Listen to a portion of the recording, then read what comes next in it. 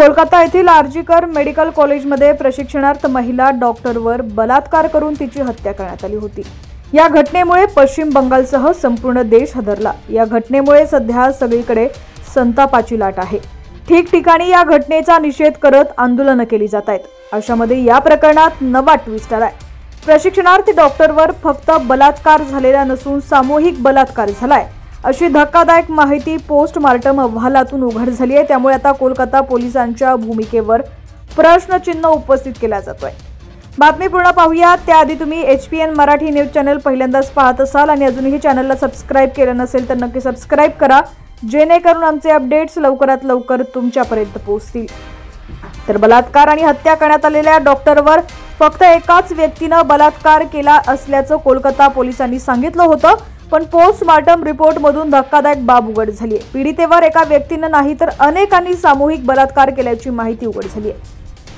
सुवर्ण गोस्वामी यांनी महिला डॉक्टरच्या मृतदेहाचे पोस्टमार्टम केले। मृत डॉक्टरच्या शरीरात 150 मिलीग्रॅम सीमन मिळाले।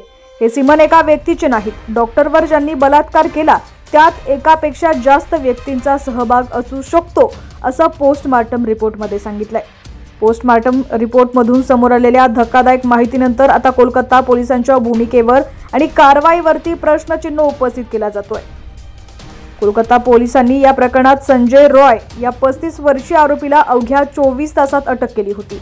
त्यामुळे या प्रकरणात एकच आरोपी असल्याचं सांगितलं जात होतं, पण आता या प्रकरणात एक नाही तर अनेक जण सहभागी असल्याचं उघड झालंय।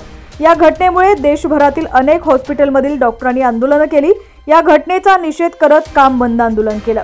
आरोपीला कठोरात कठोर शिक्षा व्हावी अशी मागणी केली जाते। दरम्यान कोलकाता येथील आरजीकर मेडिकल कॉलेजमध्ये बुधवारी मध्यरात्री मोठा राडा झाला। शेकडोंच्या संख्येने आलेल्या नागरिकांनी मेडिकल कॉलेजमध्ये लावलेले बॅरिगेट्स तोडले। मोठ्या प्रमाणात तोडफोड आणि जाळपोळ केली। मेडिकल कॉलेज परिसरात असलेल्या वाहनांची देखील तोडफोड केली। संतप्त जमावाने रुग्णालयातील आपत्कालीन कक्षाची देखील तोडफोड केली आहे।